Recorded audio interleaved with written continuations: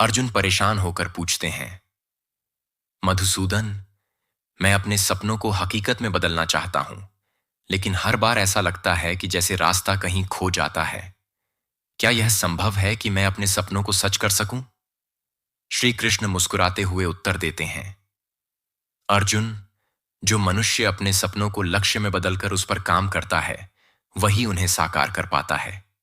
लेकिन इसके लिए सही दिशा, योजना और धैर्य चाहिए।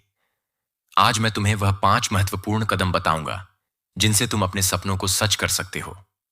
सुनो ध्यान से। पहले यह बताओ अर्जुन, क्या तुमने अपने सपने को एक स्पष्ट लक्ष्य में बदला है? अर्जुन चौंक कर पूछते हैं, लक्ष्य? क्या फर्क है सपना देखने और लक्ष्य बनाने में? श्री कृष्ण समझाते हैं, सपना तो मन की इच्छा है, लेकिन जब उसे एक निश्चित दिशा में ढाल दिया जाए, तभी वह लक्ष्य बनता है। जैसे तुम्हारे धनुष का बाण बिना लक्ष्य के व्यर्थ है, वैसे ही तुम्हारा सपना भी लक्ष्य के बिना अधूरा है। मान लो, अगर तुम माउंट एवरेस्ट पर चढ़ना चाहते हो, तो यह तय करो कि कब और कैसे चढ़ना है। तुम्हारा सपना तभी साकार होगा जब तुम उसे ठोस लक्ष्य बनाओगे।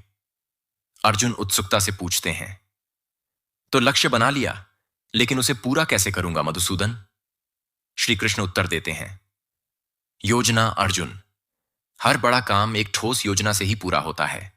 जैसे युद्ध में तुम्हारे हर कदम की योजना होती है, वैसे ही अपने सपनों को पाने के लिए तुम्हें छोटे छोटे कार्यों में अपने लक्ष्य को बांटना होगा।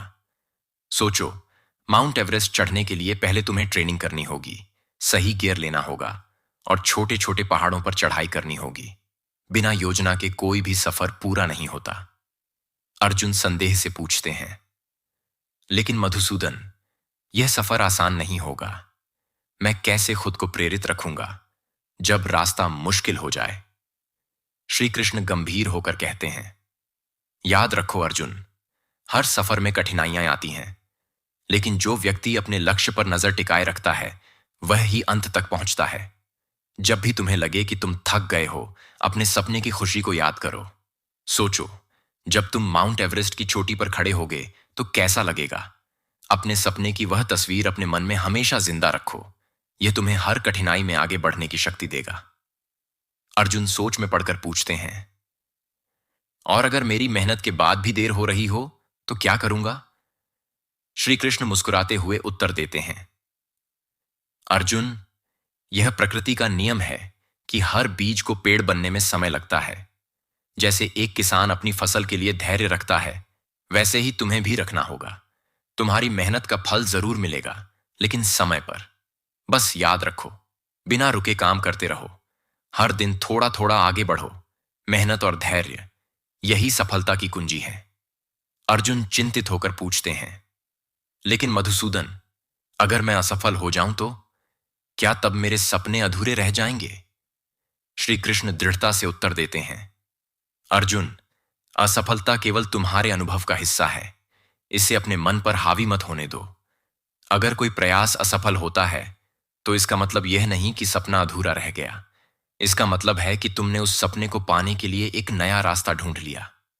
सोचो, जब कोई बच्चा चलना सीखता है तो वह कितनी बार गिरता है, पर वह कभी हार नहीं मानता। तुम्हें भी वैसा ही बनना होगा। हर असफलता तुम्हें सिखाती है कि अगली बार क्या सुधार करना है। अर्जुन आत्मविश्वास से कहते हैं, मधुसूदन, अब मैं समझ गया। अपने सपनों को सच करने के लिए मुझे लक्ष्य बनाना, योजना तैयार करना, खुद को प्रेरित रखना, मेहनत और धैर्य से काम करना और असफलता से नहीं डरना होगा। श्री कृष्ण प्रसन्न होकर उत्तर देते हैं, अर्जुन, यही जीवन का सार है। उठो, अपने कर्म करो और अपने सपनों को हकीकत में बदलो। जो व्यक्ति इन 5 बातों को जीवन में उतार लेता है, उसे सफलता से कोई नहीं रोक सकता। बस ध्यान रखो, अपनी मेहनत में कभी कमी मत आने देना और अपने लक्ष्य पर हमेशा नजर बनाए रखना।